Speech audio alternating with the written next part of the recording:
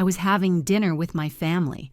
My son-in-law looked at me and said loudly, "Is this useless old woman really gonna eat everything again?" The whole table laughed. I stood up slowly, wiped my mouth, and said, "Excuse me." The next morning, the bank called him. But let me tell you how I got to that moment. Because that night, while everyone was laughing, something inside me stopped breaking and started hardening. My name is Sarah Reynolds. I am 70 years old. I have 3 children, 7 grandchildren, and a story I never thought I would have to tell. For decades, I was the woman who gave everything without asking for anything in return. The one who cooked for 20 people every Sunday. The one who took care of sick grandchildren while their parents worked. The one who lent money without signed receipts because family does not need paperwork. That Thursday dinner was in the house where I lived with my husband Robert for 42 years. The same house where I raised my children, where I hung photos of every birthday, every graduation, every baptism.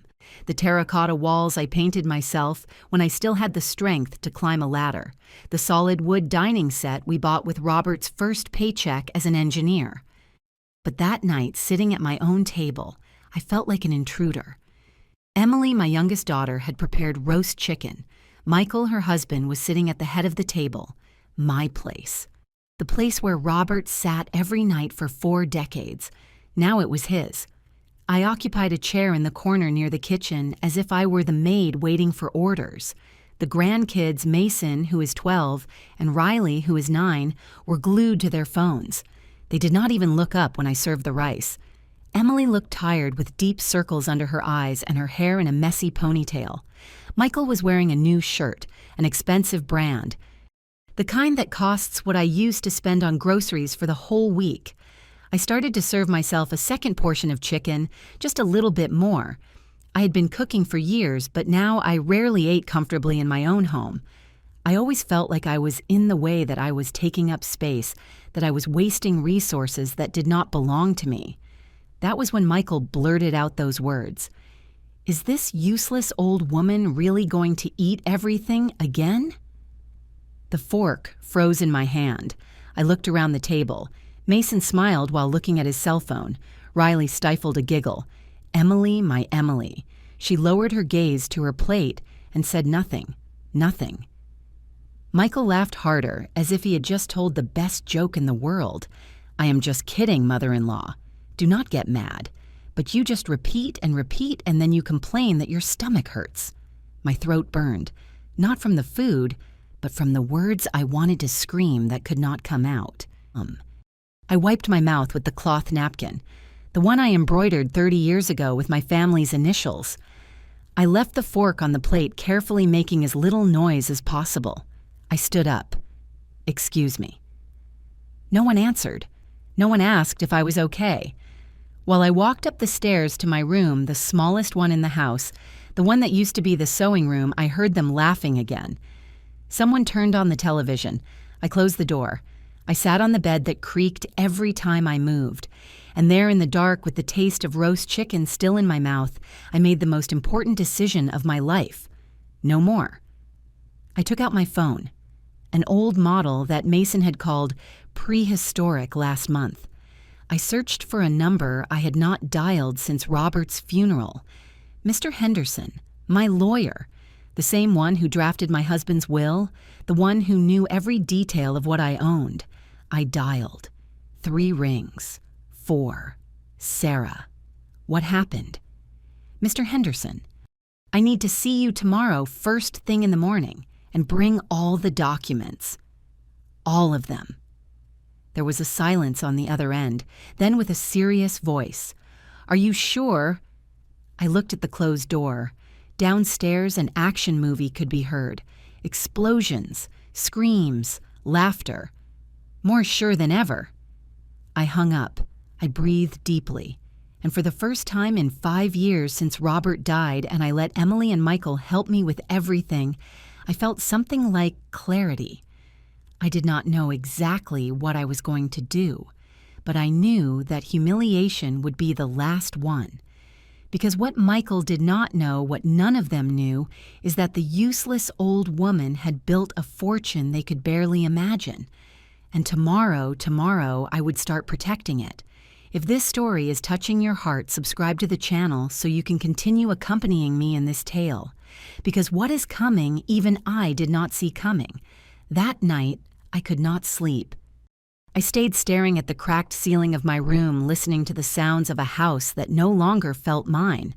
The television turning off past midnight, Michael's footsteps going up the stairs, the door of the master bedroom closing, the one that was my bedroom for 42 years.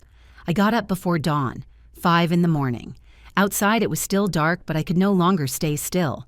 I opened the drawer of the nightstand and took out a rusty metal box, the same one I had kept since I got married. Inside were documents I had not reviewed since Robert's funeral. I needed to remember who I was before becoming the shadow that lived in the corner of her own house. My full name is Sarah Reynolds. I was born in the Midwest in 1955. I studied accounting when women of my generation barely finished elementary school. I graduated with honors. I worked in an audit firm for 15 years before my first child was born. When I married Robert, he was a recently graduated civil engineer who barely earned enough to pay the rent for a 2-bedroom apartment. I kept working.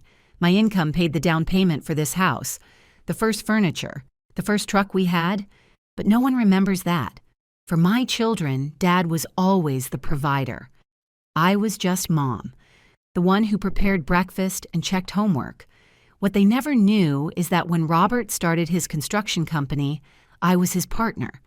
Not in name, because in those days, women were not taken seriously in business. But I kept the books. I negotiated with suppliers. I found the tax loopholes that saved us thousands of dollars every year. Every dollar Robert earned, I multiplied with smart investments. I bought a commercial space downtown when no one wanted to invest there. Today it is worth 3 times what I paid. I acquired shares in companies that were just starting. Some went bankrupt. Others grew so much they gave me returns of 300%. When Robert died 5 years ago from a sudden heart attack, I collapsed. I lost my life partner, my confidant, the only one who knew how much my work was worth, even if no one else saw it. And in that moment of weakness, I made the biggest mistake of my life. I gave them access to everything. Emily came to the funeral with Michael. She hugged me crying and told me, "Mom, do not worry about anything. We will take care of everything."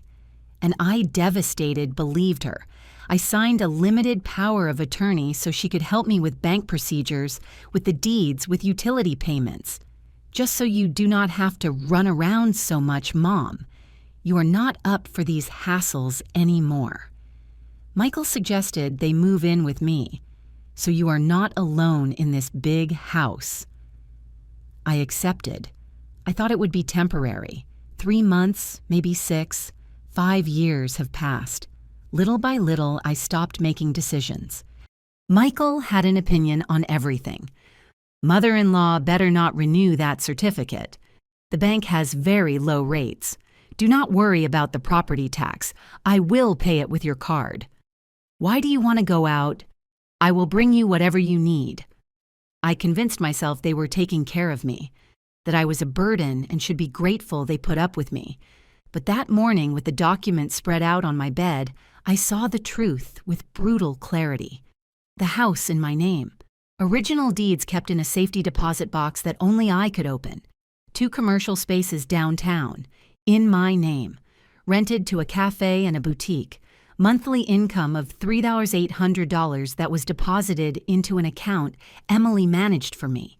An investment account at the bank, $120,000. It generated interest I had never seen again, and the fact that took my breath away. 2 years ago, Michael asked me to co-sign a business loan. It is just a formality, mother-in-law. I need a co-signer to open my mechanic shop. You are not going to use a single dollar of your money. I swear. I co-signed it. $80,000. The shop went bankrupt in 8 months. Michael told me he had bad luck with a partner, that he would pay me every dollar, that he just needed time. I never saw a single dollar back, and the bank never charged me. Why Michael had continued paying the minimum monthly payments, with my money, the money from my rents, the one Emily supposedly managed. I felt the walls closing in on me. For 5 years, I had been blind, trusting, believing my family protected me, when in reality they were draining me little by little. Michael's new car, Emily's latest model phone, the grandkids' expensive private lessons, the kitchen remodel we urgently needed, all paid with my resources while I wore clothes from 10 years ago and bought the cheapest soap at the supermarket. I put the documents in my purse. A worn-out cloth bag that Mason had called a hobo bag last week. I went down the stairs. In the kitchen, Michael was eating eggs with sausage while watching the news on his tablet. Emily was ironing her nurse uniform. The kids were still sleeping. "Good morning," I said with the most neutral voice I could manage. Michael did not even look up. "There is coffee on the stove." I served myself. The coffee was cold. No one had left any for me. "I am going out for a while," I announced. "I have some pending errands." "Errands?" Emily frowned. "What errands, Mom? If you want, I can go with you." "It is not necessary, honey. I am just going to see Mr. Henderson." Michael finally looked up. His eyes narrowed. "The lawyer, what for?" I smiled, a small, calm smile. "Old people, things, boring papers." I took my bag and left before they could ask more questions. Outside, the sun was just starting to warm the asphalt. I walked 3 blocks to the main avenue and hailed a cab. "To Henderson and Associates, please." While the taxi moved through the morning traffic, I took out my phone and looked again at the bank statements I had printed in silence the night before when everyone was sleeping. The numbers did not lie. In 5 years, I had lent my family more than $100,000 between the loan guarantee, the remodeling payments, the daily expenses Michael charged to our shared account, and never, not once, had they asked me what I needed. The taxi stopped in front of a glass building. I paid and went up to the 4th floor. The receptionist recognized me immediately. "Mrs. Reynolds, Mr. Henderson is waiting for you." I entered the office. Mr. Henderson was 73 years old with completely white hair and a look that had seen 1,000 families destroy themselves over money. "Sarah," he said, standing up to hug me, "tell me everything." And there, sitting in front of the mahogany desk with the loan contract spread out in front of me, I told him every humiliation, every slight, every poisoned comment disguised as a joke. When I finished, Mr. Henderson clasped his hands on the desk. "What do you want to do?" I took a deep breath.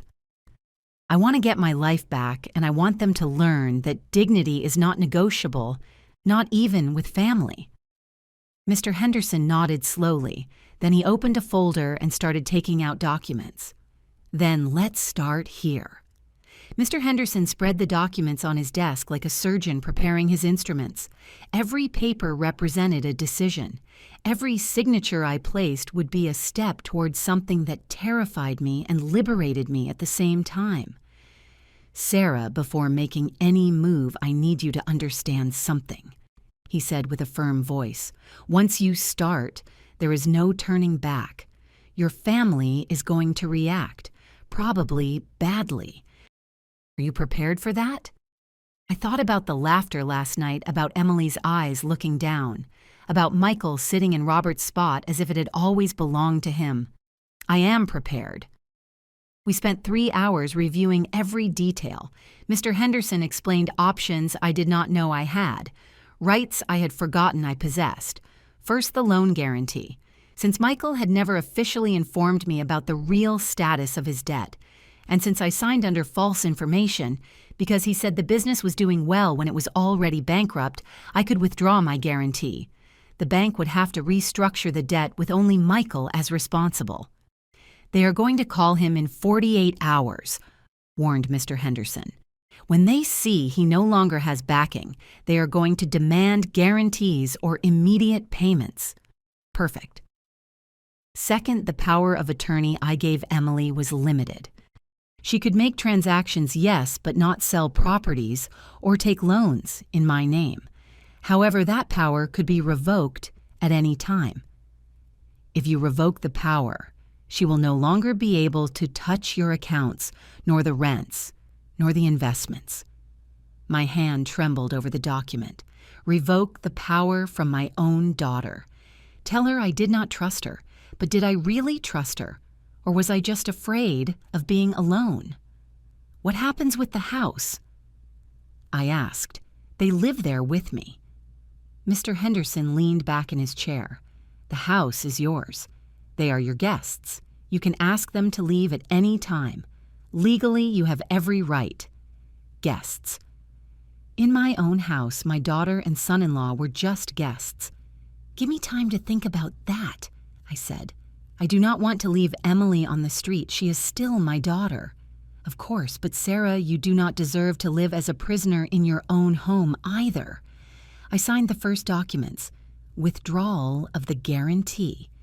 Revocation of the power of attorney. Mr. Henderson would seal them and deliver them to the bank and the public registry that same afternoon. One more thing, I said before leaving. I need to change my will. Mr. Henderson raised an eyebrow. What do you have in mind? I want to create a trust for my grandchildren, something that neither Emily nor Michael can touch, that only serves for education college books courses, but that they cannot use a single dollar for themselves. Smart. How much? I did the mental math. $150,000 from my investment account. Mr. Henderson whistled softly. That is going to hurt when they find out. Let it hurt. My grandchildren deserve a future. Their parents deserve a lesson. I left the office past 2 in the afternoon. I had not eaten anything, but I was not hungry. I had something better, a plan. I walked through the city aimlessly. I needed to think, process, decide how much I was willing to fight.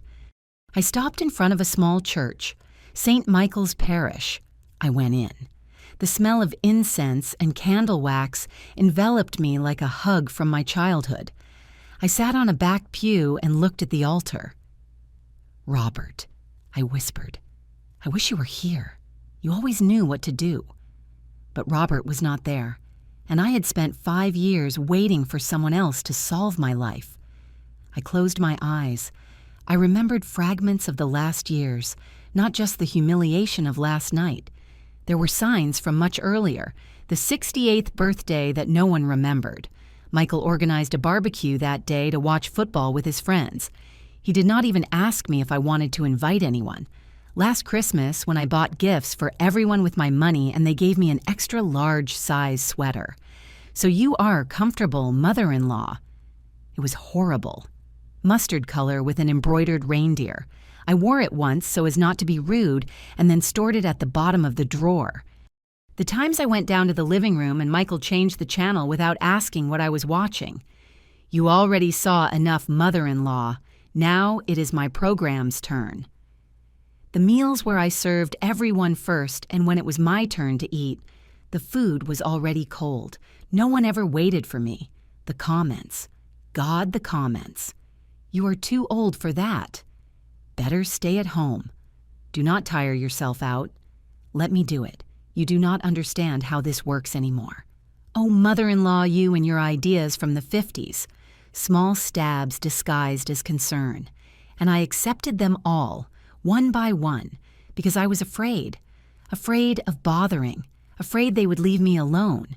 Afraid of being the bitter mother no one wants to visit. But last night, when the whole table laughed at me, something changed. I understood that I was already alone. That living surrounded by people who despise you is worse than living in dignified solitude. I opened my eyes. An old woman was lighting a candle in front of the Virgin Mary statue. She was my age, maybe older, but she moved with purpose, with calm, like someone who knew exactly who she was. I wanted to be like her. I stood up, put $20 in the donation box, and left the church with crystal clear clarity. I took a taxi back home. It was almost 5 in the afternoon. When I entered, the house was silent. Emily had not arrived from her shift at the hospital. Michael was probably at the shop or at some bar with his friends, the grandkids at school. I went up to my room and took an old suitcase out of the closet, the same one I used on my honeymoon almost 50 years ago. I started packing clothes. Not much, just the essentials. I was not leaving yet, but I needed to have everything ready for when the moment came. I also kept the important documents in a folder, copies of everything I signed today, the bank statements, the property deeds, everything. At 7, I heard the front door open. Voices. Michael had arrived. I went down to prepare dinner as always. I acted normal. I served tomato bisque and toast. I set the table. I called everyone. We ate in awkward silence. Michael looked at me sideways, as if he knew something had changed but could not identify what. "How did it go with the lawyer?" Emily asked. "Good. I just updated some papers." "What papers?" I smiled. "Boring things, honey. Nothing important." Lies. It was the most important thing I had done in years. That night, lying in my bed, I looked at my phone. Mr. Henderson had sent me a message. "Documents delivered. The bank will receive the notification tomorrow first thing in the morning. Get ready," I replied. "Ready." I turned off the light, and for the first time in 5 years, I slept without that knot in my stomach. Because I knew that tomorrow, when the bank called Michael when he discovered that the useless old woman had taken away his safety net, everything would change, and I would be ready for whatever came. Because the real war does not start with screams. It starts with silence, with decisions made in secret, with recovering the power they took from you while you slept. And I had just woken up. I woke up at 5:30 in the morning. The alarm did not even go off. My body knew that today was the day. I showered dressed in beige linen pants and a simple white blouse. Nothing special. I wanted to look exactly like always the invisible grandmother who prepares breakfast and causes no problems. I went down to the kitchen. I put the coffee on to boil. I took out eggs, biscuits, jam. I warmed the skillet. The movements were automatic after decades of the same routine, but today was different. Every action had a different weight. As if I were preparing my last meal as submissive Sarah, the one who lowered her head and apologized for existing. At 7, Michael came down first. He was wearing a t-shirt from his business that closed months ago, but he kept wearing it as if he still owned something. He sat at the head of the table without saying hello. He took his coffee and started checking his phone. "Good morning," I said with a neutral voice. He grunted something unintelligible. I served his plate, scrambled eggs, biscuits, fresh fruit. I put it in front of him. He did not even look up. Emily came down 15 minutes later. Her hair was wet and her nurse uniform wrinkled. She smelled of cheap lotion and exhaustion. "Oh, Mom, you should not have bothered," she said, but she was already pouring herself coffee. "It is no bother." Lie, everything was a bother lately, but it was not yet time to say it. The grandkids came down, dragging their feet. Mason with headphones on, Riley yawning. They sat down without saying hello. They took their plates. They ate in silence while looking at their phones. The table was full of people, and I felt completely alone. Michael finished his breakfast and finally spoke. "Hey, mother-in-law, I need you to sign some papers today." I looked up. "What papers?" "From the bank. They are renewing the loan contract, and they need your updated signature as a co-signer." Something cold ran down my back, so he already knew, or he was about to find out. "What loan?" I asked, feigning confusion. "The one for the shop, the one you signed 2 years ago, you know." His tone was impatient. "Ah, that one." I took a sip of coffee. "And how is the shop going?" He tensed. "Good, it is going good." "Really? Why have you not told me anything for months?" Emily intervened nervously. "Mom, the shop went through a rough patch, but Michael is working on recovering it. That is why he needs to renew the loan." "I understand." I nodded slowly. "And how much does he still owe?" Michael clenched his jaw. "That is between the bank and me, mother-in-law. I just need your signature." "Sure, but if I am going to sign, I need to know how much I am guaranteeing." $80,000, the same as before. Lie. Mr. Henderson had shown me the real balance, $120,000 with accumulated interest. Michael had refinanced twice without telling me, and each time the debt grew. "I see," I said calmly. "Let me think about it." "Think about it."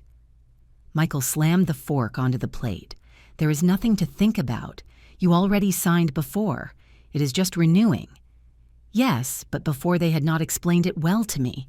Now I want to understand better before signing something." His face turned red. "I cannot believe this. After everything we have done for you. We give you a home food, we take care of you, and now you come out with this." The air thickened. The grandkids stopped looking at their phones. Emily turned pale. Michael started again. "No, Emily, let me speak." He turned to me. "Look, mother-in-law, I am going to speak clearly because I am tired of beating around the bush. This house needs many things. Leaks in the roof, the bathroom plumbing is old, the patio is a disaster. We have plans to remodel to make this a decent place again. Remodel with my money and my house. And what do I think of those plans?" I asked softly. "You?" He laughed a short, bitter laugh. "Mother-in-law, with all due respect, you are not up for these things anymore. That is why we are here to take care of what you can no longer do." "I see." I left my cup on the table carefully. "So I am not part of the decisions. I am just the one who signs the papers." "It is not like that, Mom," Emily intervened. "Of course you count. It is just that you know how this is. Michael understands construction business. We just want to help you." "Help me." That word again. "All right," I said, standing up. "I am going out for a while. I have some things to do." "Going out? Where?" Michael frowned.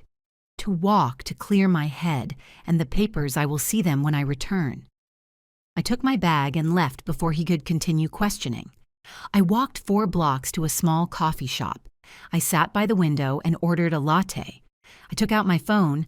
I had a message from Mr. Henderson. "The bank just received the official notification. They are going to call Michael between today and tomorrow to inform him that you no longer count as a co-signer. Prepare for the storm," I replied. "It already started. He wanted me to sign a renewal of the loan this morning. He does not even know that I am no longer on the contract." Typical. He wanted to secure it before the bank called him. "Do not sign anything, Sarah, anything." "I will not." I turned off the phone. I looked out the window. People passed by hurriedly. Office workers on their way to work, children with backpacks heading to school, everyone with their lives, their problems, their silent battles. How many women like me were out there? How many grandmothers living in their own homes as unwanted guests? How many signing papers they did not understand because family knows what is best? I stayed in that coffee shop for 2 hours, not because I was afraid to go back, but because I needed to strengthen my resolve, remind myself that what I was doing was not cruelty. It was justice. It was dignity. It was recovering what had been taken from me, slowly with smiles and poisoned sweet words. When I returned home near noon, Michael was in the living room pacing from one side to the other with the phone glued to his ear. His voice was tense. "Yes, I understand. But there must be an error. No, I have my mother-in-law's guarantee." "What do you mean it was revoked?" "When he saw me enter." His eyes narrowed. "Wait a moment." He told whoever was on the phone. He covered the receiver and stared at me. "Did you go to the bank?" "No." "To the notary?" "I went with my lawyer to update my documents. I told you yesterday." "What documents?" "Mine, Michael, my properties, my accounts, my guarantees." He turned white, then red, then a purple color that made me think he would have a heart attack right there. "Did you remove the guarantee?" His voice was a harsh whisper. "Yes." "Why," he screamed. The phone almost fell from his hand. Emily ran out of the kitchen. "What is happening? Why are you screaming?" Michael pointed at me with a trembling finger. "Your mother just destroyed my life. That is what is happening." Emily looked at me confused. "Mom, what did you do?" I took a deep breath. This was the moment, the point of no return. I withdrew my guarantee from Michael's loan, and I revoked the power of attorney I gave you 5 years ago. Starting today, no one handles my money except me. The silence that followed was deafening, and in that silence I saw how the mask of the perfect family we had pretended to be crumbled. Michael hung up the phone. His hands were shaking. Emily was paralyzed in the middle of the living room, looking at me as if I had just grown a second head. "You cannot do this," said Michael. His voice sounded strangely calm, too calm. "You signed a contract, a commitment." "A commitment based on lies," I replied. "You told me the shop was doing well, that you only needed a temporary guarantee, that you would pay me in 6 months, and I was going to pay you. 2 years have passed, Michael, and not only have you not paid me, but the debt grew from $80,000 to $120,000. Did you think I was not going to find out?" Emily gasped. "$120,000?" Michael turned to her. "It is more complicated than that, Emily. The interest, the refinancing, the operating expenses." "Oh, you lied to me," I interrupted. "To both of us. And you used my trust to keep getting into debt while you lived in my house without paying rent, eating my food, spending the money from my properties." "Your house?" Michael finally exploded. "We have maintained this house. I pay the gas, the electricity, the water, with the money from the rents of my commercial spaces," I said firmly. $3,800 monthly that is deposited into an account that Emily supposedly managed for me. Do you know how much I have seen of that money in 2 years? Nothing. $0. Emily slumped onto the sofa. "Mom, we used that money for the house expenses, for everyone. I thought it was okay.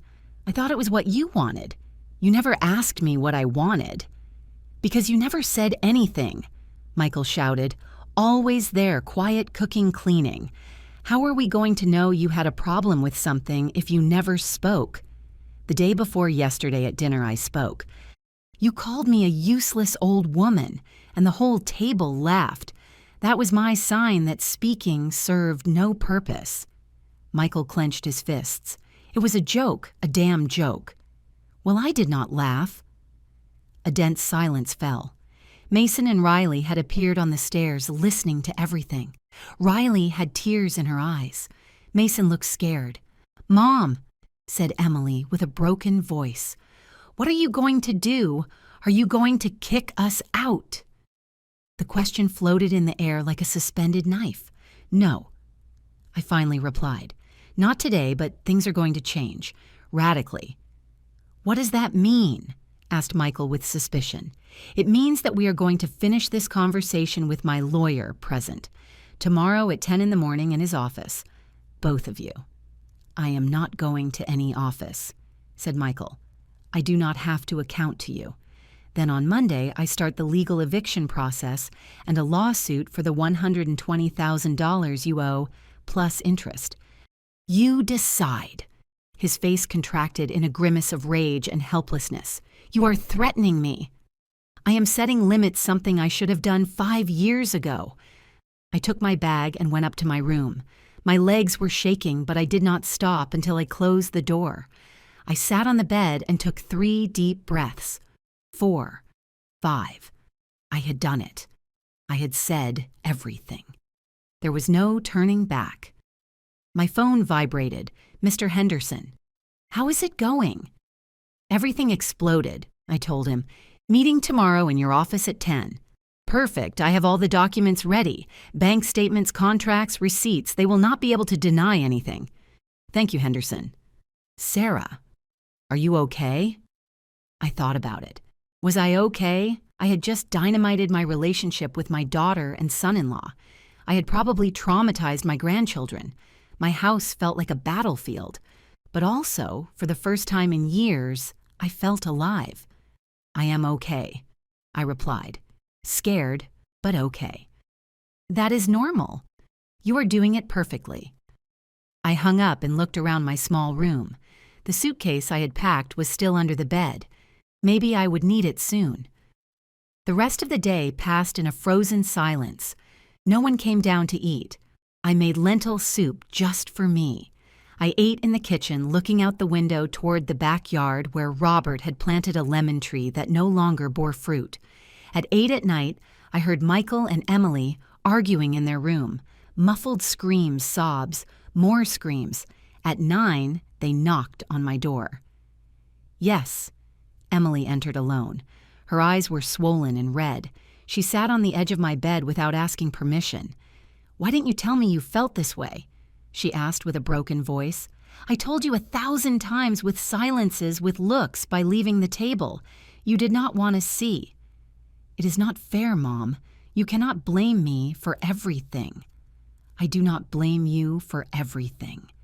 I blame you for choosing a man who humiliates me over your own mother. I blame you for managing my money as if it were yours. I blame you for never, not once in 5 years, asking me what I needed. I asked you. When did you ask me if I was happy, if I felt comfortable living in the smallest room of my own house, if it hurt me to see you laugh? When Michael made fun of me?" She broke down crying. "I did not know it was so serious. I thought you understood that was his way of being, that he did not mean it. The problem is not just Michael. It is that you never defended me. Not once. I am afraid," she whispered. "Afraid that he will leave, of being left alone with 2 children, of not being able to pay the bills." And there it was. The truth.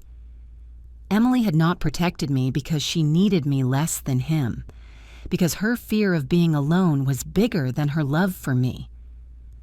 "Emily," I said softly, "I was also afraid. Afraid of being alone after your dad died. That is why I allowed everything. But do you know what I learned?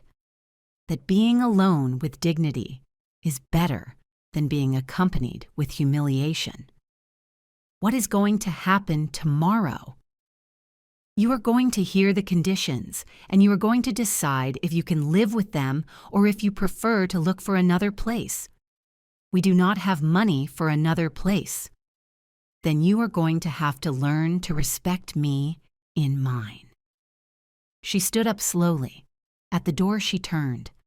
I am sorry for not being the daughter you needed. You can still be, but you have to choose it, every day." She left, closing the door softly. I stayed awake until past midnight.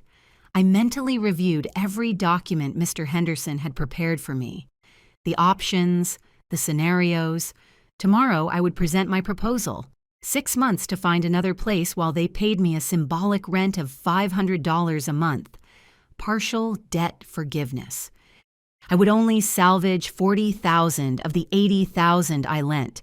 The rest I would consider lost to close the circle, but with conditions: absolute respect, mandatory family therapy, and never ever touch my money again without my explicit written authorization.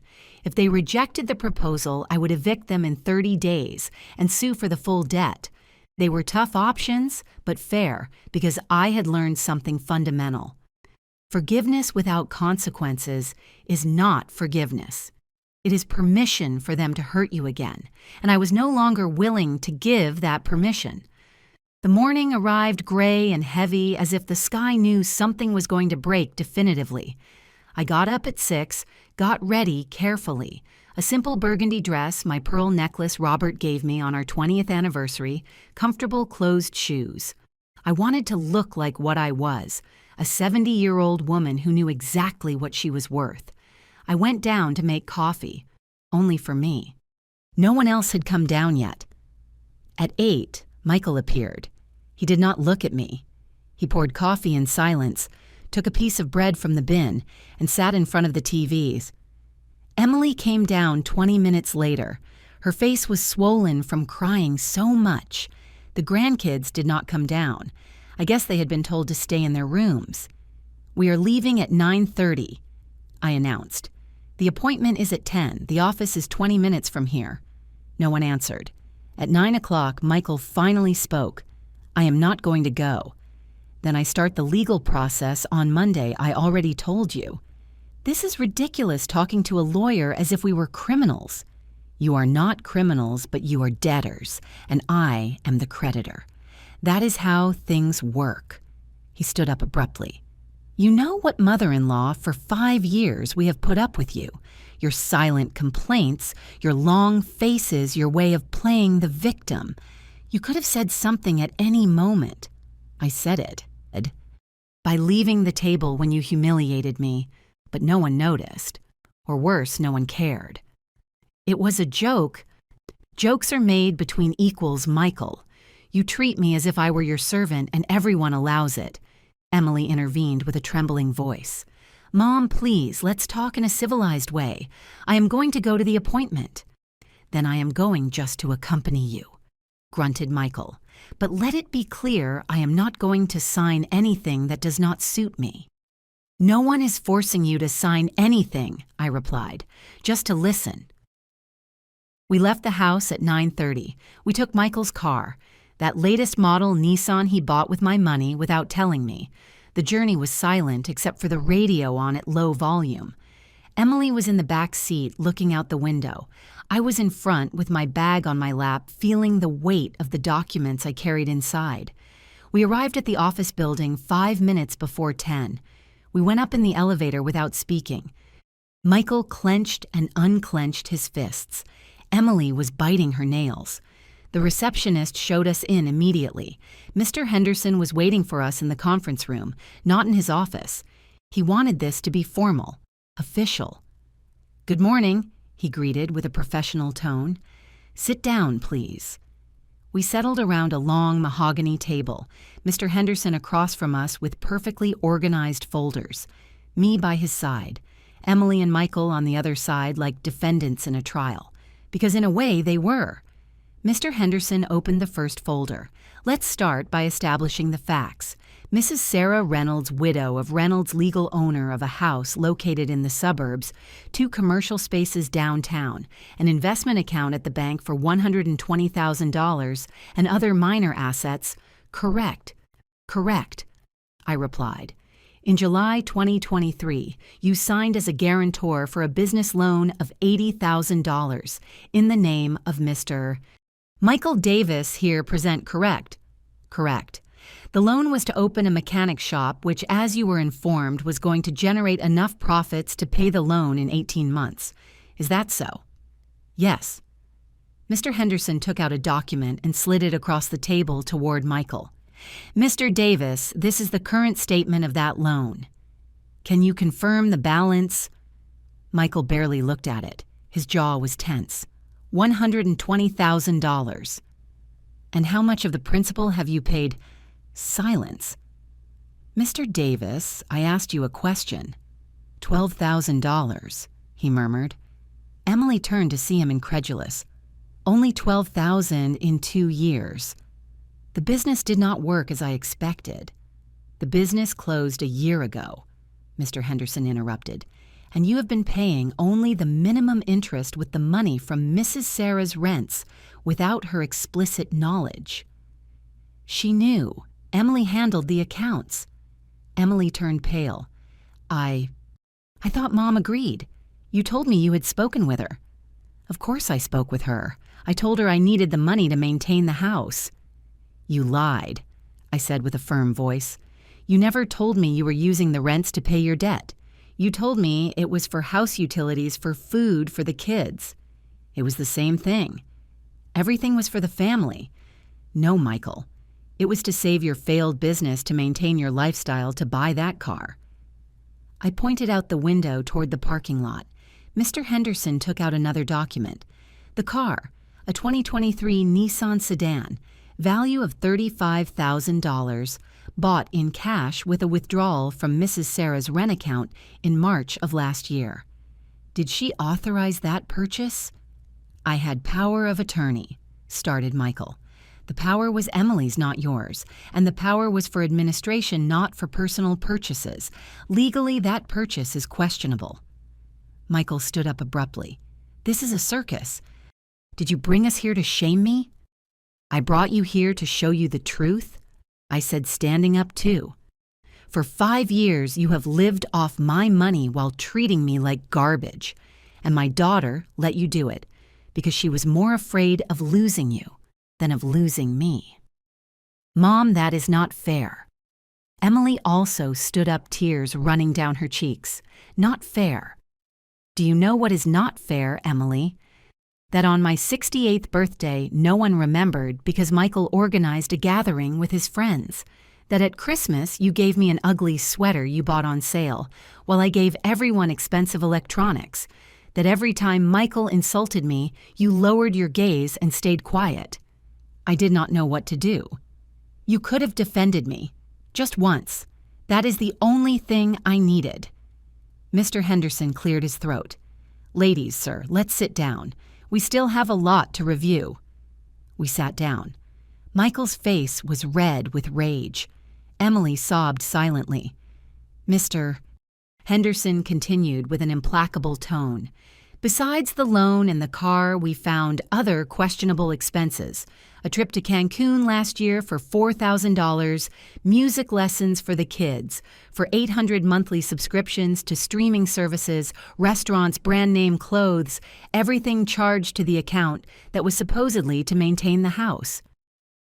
Those things were also for the house for the family, insisted Michael, while Mrs. Sarah bought her clothes at the market and used cheap soap because she thought she had no money, added Mr. Henderson. The silence that followed was crushing. Michael finally collapsed. He covered his face with his hands. Okay, yes, I went too far, I know, but I did not know how to tell her. The business failed, and I did not want to look like a loser in front of my family. So you used me as your personal bank, I said. I was going to pay you, I swear. With what money, Michael? You have no job. The shop closed. Where was the money going to come from? He did not answer because there was no answer. Emily spoke with a broken voice. Mom, what do you want us to do? Mr. Henderson opened the last folder, the one containing my proposal. Mrs. Sarah has prepared 2 options. The first, you have 6 months to find another place to live. During those 6 months, you will pay a rent of $500 monthly. The loan debt is restructured. Of the original $80,000, you are forgiven $30,000. The remaining $50,000 must be paid in installments of $1,000 monthly for 4 years.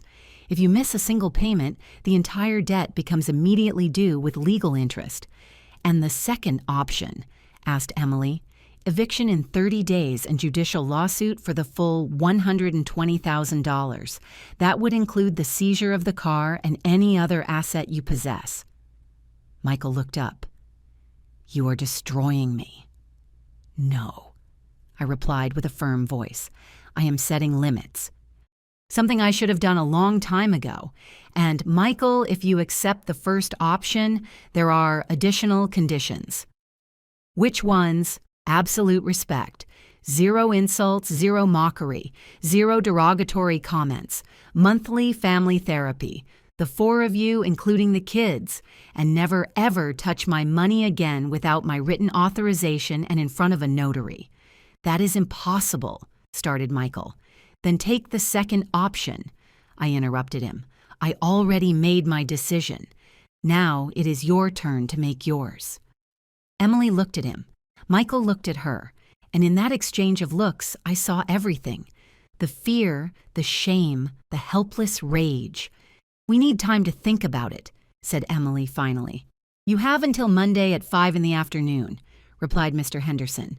After that, Mrs. Sarah will proceed with the option she considers appropriate. We stood up.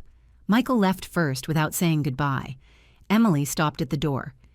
Mom, I still love you despite everything. I love you too, honey. That is why I am doing this, because love without limits is not love, it is self-destruction. She left. Mr. Henderson and I were left alone in the conference room. You did very well, he said. It does not feel good. It never feels good to set limits, but it is necessary. I nodded. He was right. I left the building and took a taxi back. I did not want to go with them. I needed space to breathe. During the ride, I looked out the window. The city kept moving oblivious to my little family drama, and I realized something. The world did not end because I had said no more. In fact, the world kept turning, and I kept breathing. And for the first time in years, I breathed without that crushing weight in my chest. I arrived home before them. The house was empty. The grandkids must be at school. I went up to my room and sat on the bed waiting. I knew the explosion would come. It was only a matter of time. Half an hour later, I heard the car park, the front door opening with force, heavy steps going up the stairs, bangs on my door, strong, desperate. "Open up." It was Michael. I opened. He was unhinged. His eyes were bloodshot and his hair messy as if he had pulled it during the whole drive. "We need to talk." "We already talked, in the office."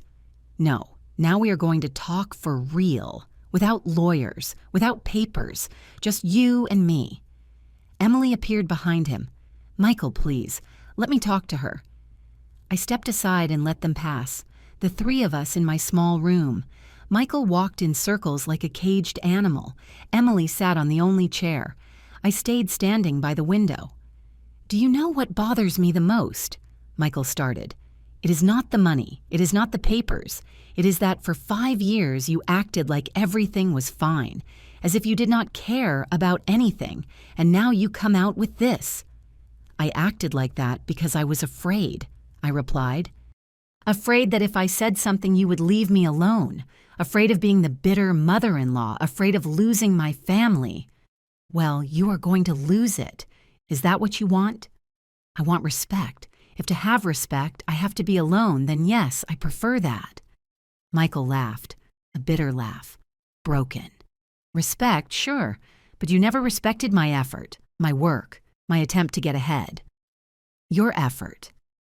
"What effort, Michael?" "You opened a shop with my money. You let it go bankrupt and then kept spending my money as if nothing had happened. Where is the effort? In that, the business failed. Things happen. I am not the first nor the last to go bankrupt." "You are right. But you are the first to keep living like a rich man when you do not have a single dollar, with your mother-in-law's money in your mother-in-law's house while you insult your mother-in-law." "Enough with the insult. It was a damn joke." "It was not a joke," I screamed. And it was the first time in 5 years I screamed in that house. It was the summary of 5 years of slights, of small comments, of making me feel I was in the way, of treating me as if I were your servant, not the owner of the house where you live for free. Emily sobbed. "Mom, I am sorry. I am so sorry." I turned to her. "Do you know when I knew I had lost my daughter? It was not when you got married. It was not when you moved in. It was the day of my 68th birthday. That day, Michael organized his barbecue with his friends. I went down to the kitchen in the morning and you were there making coffee. I told you, today I turned 68. And you told me, 'Oh yes, Mom, happy birthday.' And you kept making coffee without looking at me. Not a hug, not a cake, nothing. That day, I understood that I was no longer your priority. I was just another piece of furniture in the house. I do not remember it that way, because for you, it was not important. But for me, it was the day I started to disappear." Michael intervened this time with a calmer tone, but equally hard. "And what did you expect, that we treat you like a queen? We all live here. We are family. Families support each other. Families respect each other," I corrected. "And support is mutual. It is not just one person giving and everyone else taking. We gave you company so you would not be alone after your husband died." "You did not give me company. You took my house, my privacy, my dignity. That is an exaggeration." I opened the drawer of my nightstand. I took out an old notebook. I had been filling it during the last 6 months without realizing it. Notes, dates, comments that had hurt me. I opened it to a random page and read aloud. March 15th. Michael told me not to cook anymore because my food was tasteless. Emily laughed and said, "It is true, Mom. You are getting forgetful with the salt." I turned another page. May 3rd. Riley needed help with math homework. I studied accounting. I offered to help her. Michael said, "Better leave the mother-in-law alone. You do not even remember those things anymore. I will help you." Riley did not even look at me. Another page. July 22nd. Mason turned 12. I made a 3-milk cake, his favorite since he was a child. We cut it after dinner. Mason said, "Grandma, this tastes weird." Michael tasted it and said, "Yes, better we order one from the bakery next time." I threw half a cake in the trash that night. Emily cried silently. Michael had paled. "I have 32 more pages," I said, closing the notebook. 32 pages of small slights that turned into a giant heartbreak, and the day of the dinner with the useless old woman comment was just the drop that spilled the glass. "I did not know you felt that way," murmured Emily, "because you never asked. You were so busy keeping Michael happy that you forgot I also needed someone to take care of me." Michael sat on the edge of my bed, defeated. "And now what do you hate us? Do you want us to disappear from your life? I do not hate you, but I cannot continue like this either. I need you to understand something fundamental. The money I spent on you was not extra money. It was the fruit of 40 years of work, of sacrifices, of smart decisions. And you squandered it as if it were water while making me feel like I was the burden." "We are going to pay you," said Michael. "Every dollar, I swear." "With what money?" "I am going to get a job, a real job, no more inventions of my own businesses. I am going to work for someone else if necessary." "Michael is right," added Emily. "I can take extra shifts at the hospital. We can pay." I looked at both of them. There was sincerity in their eyes, but there was also desperation, and I could not distinguish one from the other. "You have until Monday," I repeated. "Choose which option you are going to take. But know this, if you choose to stay, the rules change, radically. This is still my house. You are my guests, and I am going to start living like the owner. I am not like the employee I became." "What does that mean?" asked Emily. "It means I am going to take the master bedroom again, the one that was mine and your father's." "You can stay in the bedroom where you are now. It is bigger than this one where you put me. But no buts. Either you take it or you leave. Also, I am going to hire someone to clean the house twice a week. I am no longer going to do it alone, and I am going to pay for it from my rents, which will be deposited in my personal account again, not in the family account." "That is fair," admitted Emily in a low voice. "And one more thing. The grandkids. They need to know the truth. Not all the details, but enough to understand that what happened is not normal. That families should not function like that." "They are going to hate us," said Michael. "They are going to learn. That is different." A long silence fell. Outside, I heard the school bus stop, voices of children, the front door opening. Mason and Riley had arrived. "Talk to each other," I said. "Think, decide. But on Monday at 5, I want an answer, and whatever it is, I am going to respect it. Because I do know how to respect others' decisions, even if they hurt me." They left my room in silence. I heard them go down the stairs, muffled voices talking to the grandkids. More sobs from Emily. I sat on my bed and looked at the notebook still in my hands.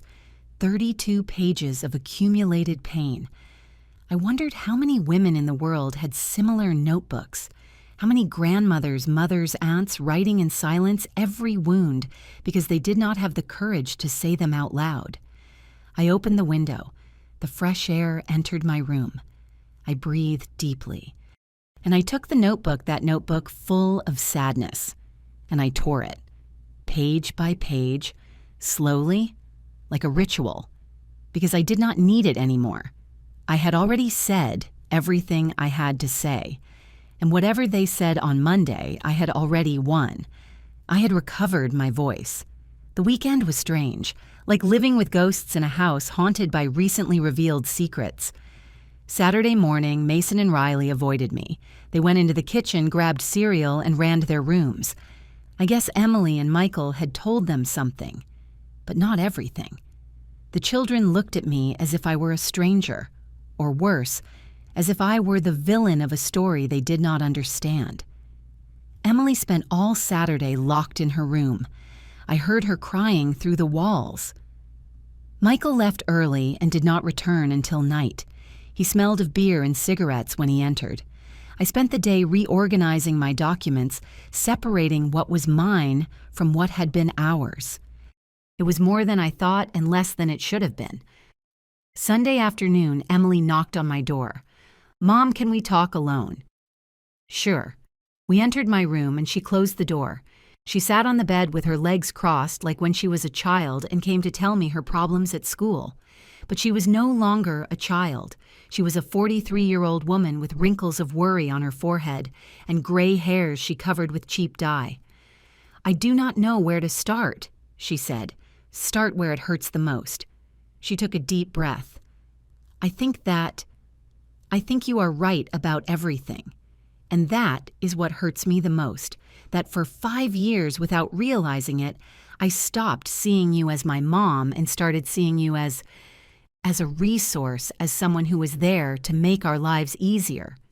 "When did it start?" I asked. "I do not know. It was gradual. When Dad died, I was devastated. Michael was my support. He held me when I felt I was going to fall. And somehow I started prioritizing his happiness over everything else, because I was afraid that if he was not happy, he would leave me, and I could not bear another loss. And me did I not count as a loss? You were there. You were always there. I guess I assumed you would always be, that you had nowhere to go, that you would not leave. Because I had no options, right? The old widow without her husband depending on her children. I never thought of it that way. But that is how you treated me." Emily covered her face with her hands. "When did I become this person? My mom taught me to be strong, to defend myself, not to let anyone trample me. And I trampled you. It was not just your fault. I also gave you permission. Every time I stayed quiet, every time I put up with a comment, every time I said, 'It is okay,' when it was not okay. Why did you do it? For the same reason as you fear of being alone. Your dad was my partner for 42 years. When he died, I was left empty, and you filled that void. Even if it was with crumbs, it was better than nothing. Or so I thought. And now I know that crumbs poison, that it is better to be hungry with dignity than to be full of humiliation." Emily wiped her tears. "I talked to Michael last night. After the kids went to sleep, I told him everything. How I felt, how I had failed as a daughter, how I had allowed everything. And what did he say? He got mad first, said I was being dramatic, that you were manipulating me, but then he broke. He admitted he had been a jerk, that he took advantage of the situation, that he thought because we had your power of attorney, we could do whatever we wanted with your things. And the kids. We spoke to them this morning before you woke up. We explained that we had been living in your house without paying you, that we had spent your money without permission, that we had been unfair to you. How did they react? Mason asked if we were going to be homeless. Riley asked if you hated us. We told them the truth, that it depends on us, on whether we can learn to respect you." I stayed quiet, processing. Emily continued. Mason remembered something. He said, "It is like when I made fun of Carlos at school, and the teacher told me bullies never win." And Riley said, "Then Dad was Grandma's bully." I got a lump in my throat. They are good kids. They are your grandchildren. They have your intelligence and your way of seeing things clearly. Emily, I need to ask you something, and I need you to be brutally honest. Anything. If Michael told you it is him or me, that you have to choose between your husband and your mother, who would you choose? The silence that followed was eternal. Emily looked at the floor, then at the window, then at her hands. Finally, she looked me in the eye. Before this week, I would have told you him, without doubting, because he was my present, because he slept next to me every night, because I depended financially on him, although in reality, he depended on you. And now I do not know.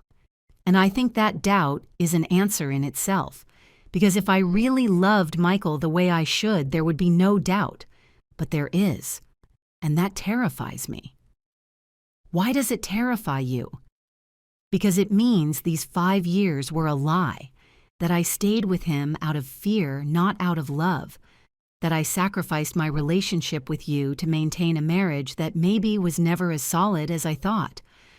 Emily, does he treat you well when you are alone, when no one sees you? Does he respect you? She took too long to answer, and that pause told me everything. He has a strong character, she said finally. Sometimes he says hurtful things, but then he apologizes. He says he is stressed about money, about work, about everything. Has he raised a hand to you? No, never. But his words sometimes hurt more than a hit. Like the words he said to me at dinner. Yes. I approached and took her hands. They were cold, trembling. Honey, I need you to understand something. I am not forcing you to choose, neither him nor me. I am forcing you to choose you, to decide what kind of life you want, what kind of marriage, what kind of person do you want to be.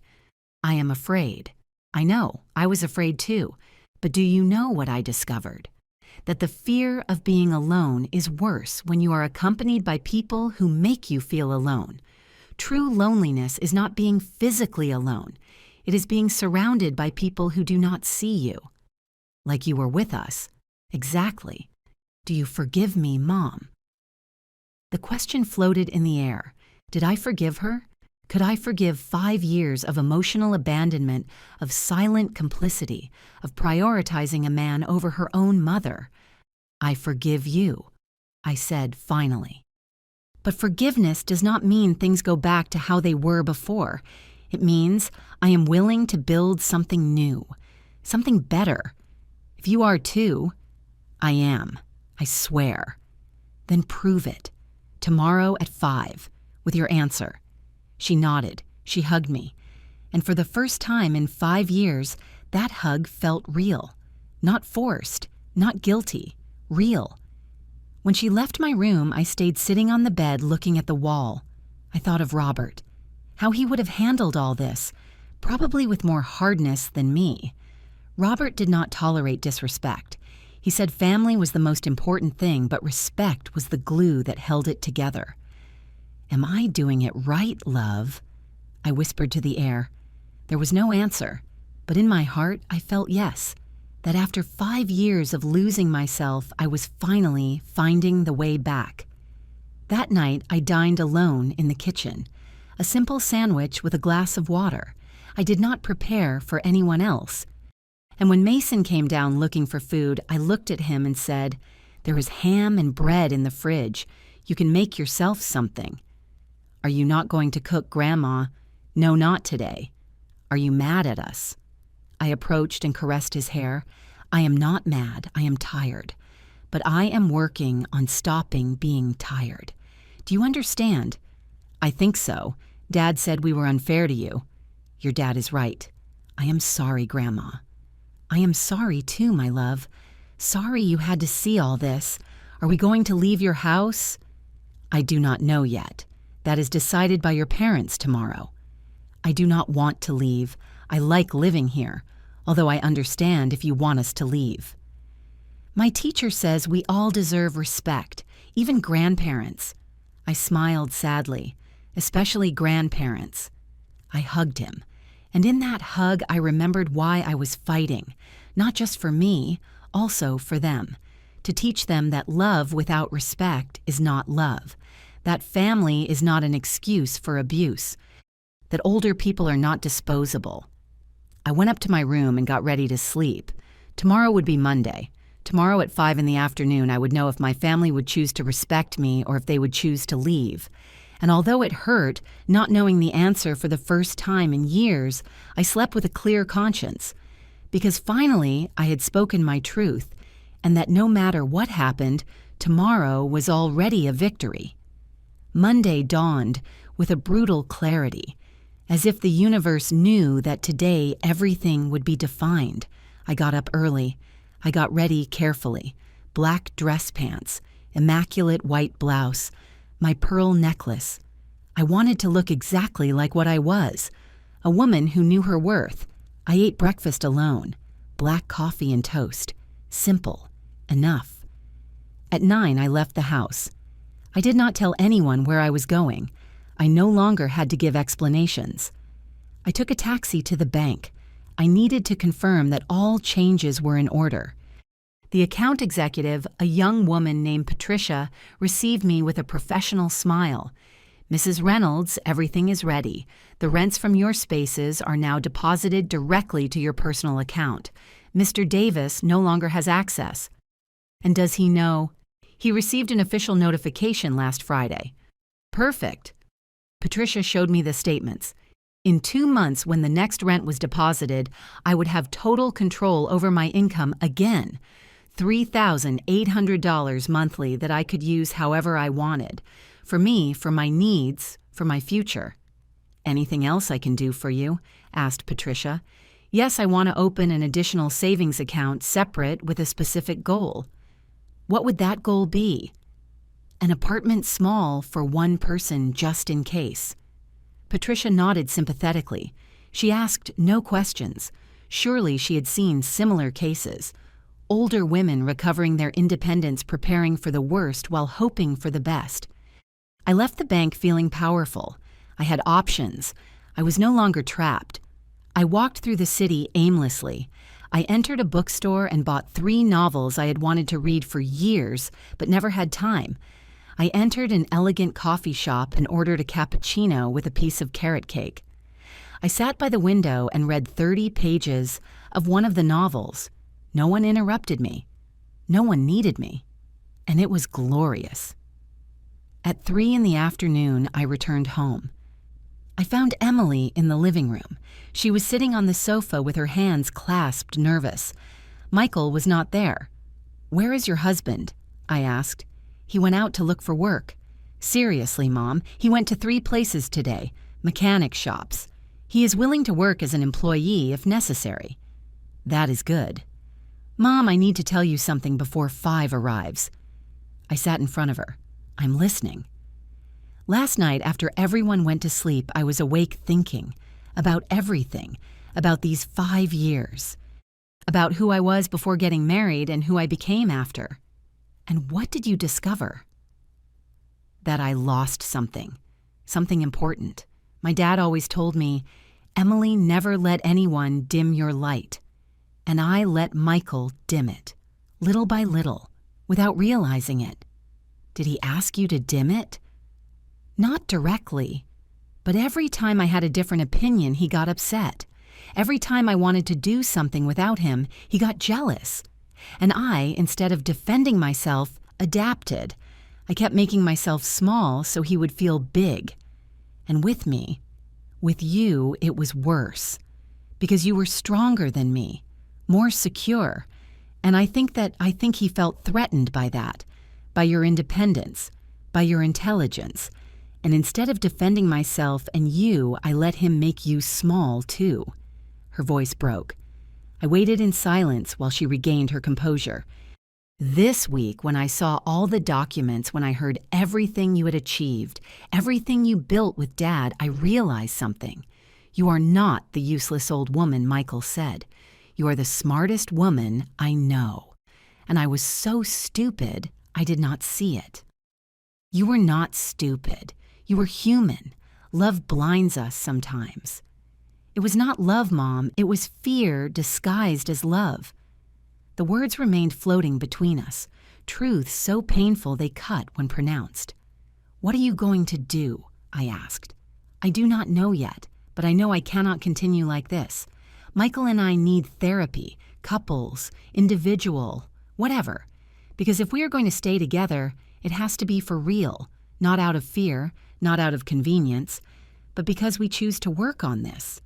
And if it does not work, then I will learn to be alone, like you. I am not alone, Emily. I am with myself, which is different." She smiled sadly. You are right. At 4:30, Michael arrived. He was wearing jeans and a work shirt. He looked tired, defeated. But there was also something different in his eyes, something resembling humility. "Mother-in-law," he said upon seeing me, "can we talk before 5? Go ahead." He sat next to Emily. He took several deep breaths before speaking. "I am not going to try to justify myself. What I did was wrong, very wrong. I took your money without asking. I treated you with contempt. And worst of all, I convinced your daughter that it was okay." "Why?" I asked directly. "Because I felt less. Always. You and Mr. Robert had achieved so much. And I was just a mechanic who wanted to be a businessman. And when my business failed, instead of admitting it, I kept pretending. I kept spending. I kept living as if everything were fine. And the easiest way to feel big was to make you feel small. And now I understand that does not make me big. It makes me a coward and an abuser." The word remained suspended in the air. Abuser. He had said it, not me. "Today I went to 3 shops," he continued. "In 2 they told me they would contact me. In the 3rd they offered to let me start tomorrow as a basic mechanic. The salary is low, $2,500 a month, but it is something. It is a start. Are you going to take it?" "Yes, and Emily is going to take extra shifts at the hospital. Between the 2 of us, we can gather $4,000 a month. It is not much, but it is honest. It is real. And my proposal—" Emily and Michael looked at each other. Then she spoke. "We want to take the first option, the 6 months, the rent of $500, the payment of the $50,000 in installments, and the conditions, all of them, the respect, the therapy, everything. Are you sure, Michael, it is 4 years of payments, $1,000 monthly?" "I am sure. And if it takes me longer, I will keep paying until it is settled. It is the least I can do." "And the master bedroom." "It is yours," said Emily firmly. "We are going to vacate it this weekend, and we are going to help you move. And the kids—" "We already spoke with them," said Michael. "We explained everything. Mason asked if he could help cleaning the garden to pay Grandma. Riley said she wants to cook with me on Sundays to prepare her favorite meal." I got a lump in my throat. "They do not have to do that." "Yes, we have to do it," said Emily, "because for 5 years we made you invisible, and now we need you to be visible again, for us, for them, for yourself." I looked at the clock. 10 minutes to 5. "Okay," I said finally. "I accept, but I want it to be clear. This is your last chance. If you disrespect me again, if you miss a payment again, if you make me feel again like you made me feel, these 5 years there will be no second option." "Understood." "Understood," they said in unison. "And one more thing. I want the grandkids to spend time with me. Real time. Not just being in the same house, but talking, cooking together, telling me about their lives, because that is what hurt me the most, losing the connection with them." "I promise," said Emily with tears in her eyes. I took out my phone and dialed Mr. Henderson. "We already have a decision. They took the first option. Prepare the documents for them to sign tomorrow." "Perfect. I expect you at 10 in the morning." I hung up. The 3 of us stayed sitting in silence. It was not an awkward silence. It was a silence of relief, of exhaustion, of fragile hope. "Mom," said Emily softly. "Yes. Do you think one day we will be able to be a family again, for real?" "We are already family, Emily. We always were. The problem is that for 5 years we were a broken family. Now we have the opportunity to be a healthy family, but that requires work. Every day, from everyone." "We will do it," she promised. That night we had dinner together, the 5 of us. We ordered Chinese food because no one had energy to cook, and for the first time in years, the conversation flowed. The grandkids told me about school. Michael asked my opinion about something. Emily poured me tea without my asking. They were small gestures, but after 5 years of invisibility, every small gesture felt monumental. Before going to sleep, Emily stopped me on the stairs. "Thank you for not giving up on us." "I did not give up on you. I gave up on being mistreated. It is different." "I know, and that is why I admire you more than ever." I hugged her, and in that hug I felt something I had lost, the certainty that my daughter loved me. Maybe she had forgotten how to show it, but the love was still there, buried under layers of fear and bad decisions, and now we were digging it up, together. The first 2 months were complicated. Michael started his job at the shop. He came home with grease-stained hands and wounded pride. A man who was once an owner now received orders from a boss 20 years younger than him. I saw it in his eyes every night, the frustration, the shame, but he paid. Every 2 weeks, without fail, he gave me $500, half his salary. Emily added another $500 from her extra shifts, and they deposited them in my account with a signed receipt. Moving into the master bedroom was cathartic. Entering the room I shared with Robert for 4 decades made me cry, but it also made me feel I was recovering pieces of myself I had lost. Family therapy started the 3rd week. A psychologist named Dr. Mendez who held nothing back. The first session was brutal. "Michael," she said bluntly, "are you aware that your behavior toward your mother-in-law qualifies as economic and emotional abuse?" Michael tensed. "I never hit her." Abuse does not always leave visible bruises. Sometimes the scars are internal. Session after session, doctor. Mendez was unearthing uncomfortable truths. Michael had grown up in a family where his father treated his maternal grandmother like a servant. He simply replicated the pattern without questioning it. "It is not an excuse," said the doctor, "but it is an explanation, and recognizing the origin of the behavior is the first step to changing it." Things improved slowly, very slowly. Michael started saying, "Thank you," when I cooked, asking, "Do you need anything?" before going to the store. Small changes that before would have been invisible, but now shone like lighthouses in the dark. Emily also changed. She started defending me. The first time Michael made a sarcastic comment about my food, "A little salty, isn't it?" Emily cut him off immediately. "If you do not like it, you cook." The silence that followed was spectacular. Michael looked at her surprised, then lowered his gaze. "You are right." "Sorry, mother-in-law, it is good." But not everything was linear progress. The 3rd month, Michael had a relapse. He arrived from work especially frustrated. His boss had scolded him in front of other mechanics for a mistake. Michael entered the house slamming doors, cursing. I was in the kitchen preparing chicken noodle soup. He passed by me, saw the pot, and muttered, "Soup again, can't you make something different?" It was instinctive, automatic, the old Michael emerging in a moment of weakness. But this time I did not stay quiet. I turned off the stove. I turned to him. "Excuse me." He realized his mistake immediately. "Mother-in-law, I did not mean—" "Yes, you meant it. And you know what, Michael, I am going to remind you of something. You have 2 options. Either you appreciate what there is, or you make your own food. But what you are not going to do is disrespect me in my house again. Is that clear?" Emily had entered just in time to hear everything. She stood next to me. "Mom is right. Either you apologize for real, or tonight you eat on the street."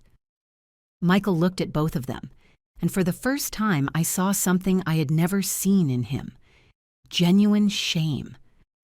"You are right. I am sorry. I really am sorry. I had a shitty day and I took it out on you. That is not okay." "No," I said firmly. "It is not okay. And if it happens again, I will remember that you warned me this would not work. It won't happen again." And it didn't. That was the last significant incident. But then came the blow no one expected. 4 months after the ultimatum, Michael arrived home pale as a ghost. It was 3 p.m. He never arrived at that time. "What happened?" asked Emily, alarmed. "Did they fire me?" The silence was absolute. "Why?" I asked. Staff cuts. I am the last one who entered. I was the first to leave. Emily slumped onto the sofa.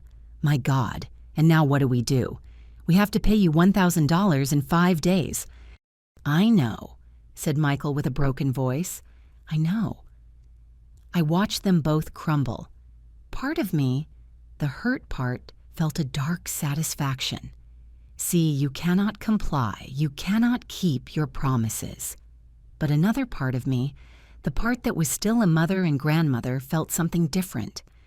Do you have savings? I asked. $300, that is all. And you, Emily. $200. We were going to use them for Riley's tuition next month. I did the mental math. $500 between the two. Another $500 were missing to complete the payment. I could demand the full payment. I could use this as an excuse to evict them, as I had warned. I could sue for the entire debt with interest. Michael looked at me with cornered animal eyes. Mother-in-law, I swear I'm going to look for work. Today, tomorrow, the day after. I'm going to knock on all the doors necessary. I need a little time. How much time? A month to maximum, please. Emily knelt in front of me. Literally knelt. Mom, please. We have been trying, really. It is not for lack of will. It is due to circumstances. Circumstances are part of life, I said with a hard voice. And you should have foreseen this. You should have saved more. You should have had a plan B. You are right, admitted Emily, crying. You are completely right. But I beg you, do not kick us out. Not now. The kids are in the middle of the school year. Michael is going to get a job. I am going to take more shifts. We are going to pay you everything down to the last dollar. I looked at both of them, pleading, desperate, humiliated, and I realized something. This was exactly what they needed to experience. Not the public humiliation Michael put me through, but the private humiliation of recognizing that his actions have consequences, that the world does not revolve around them, that when you depend on someone, you must treat them with respect. All right, I said finally, I am going to give you 2 months. Really? Michael could not believe it, but with conditions. This month, you pay what you can, the $500 you have. Next month, you pay $1,500 to compensate. And if in 2 months Michael has no job, we sell the car, the Nissan you bought with my money. And with that money, the debt is advanced. But I need the car to look for work. Then get a job before 2 months pass. Michael swallowed hard. Deal. And one more thing. Starting today, every dollar you spend, you write it in a notebook. Every dollar you earn, you write it down. And at the end of every week, you show it to me. I want total transparency because my trust was broken, and it has to be earned again, little by little. We will do it, promised Emily. The next 2 months were hell for them. Michael knocked on doors in 50 places. He was rejected in 48. In the 2 that accepted him, the salaries were miserable. He chose the one that paid the most, $2,000 a month at an auto parts store. Emily worked 14-hour shifts. She arrived home, dragging herself with barely enough energy for dinner. The grandkids became more independent out of necessity. Mason learned to heat up food. Riley learned to wash her own clothes. And I watched them. Not with cruelty, but with the satisfaction of one who knows that difficult lessons are the ones most remembered. In the next therapy session, Dr. Mendez asked me, Sarah, how do you feel watching your family struggle like this? Conflicted, I admitted. Part of me feels pity, but another part feels this is necessary, that they needed to hit rock bottom to learn. And if they do not make it, then they will learn another lesson that actions have permanent consequences. Michael, who was in the session, spoke, Mother-in-law, do you hate me? I do not hate you, Michael. I have never hated you. But I am not going to save you from the consequences of your own decisions, either, because that would not help you, it would make you weaker. You are right. he said with a broken voice. And do you know what is the worst? That now I understand how you felt these 5 years, working to exhaustion and feeling it is not enough, giving everything and having no one value it. It is horrible. Yes, I said softly, it is horrible. That is why I never want to feel it again. You are not going to feel it again, I swear on my children. And for the first time, I believed him, because they were not just words. They were words backed by actions, by effort, by sacrifice. At the end of the second month, Michael handed me $1,500. He had gathered it with his salary with extra jobs on weekends, fixing neighbors' cars with every penny he could save. Here it is, he said, putting the envelope in my hand. Complete, well done. Can I keep the car? For now, yes, but it is still a reminder of what you did wrong. Every time you see it, remember. I will. And while I put that envelope with the money away, I realized something. I was not recovering just my money. I was recovering my dignity. And they were learning theirs, because dignity is not given, it is earned with respect, with effort, with humility. And finally, after 5 years, we were all learning that lesson.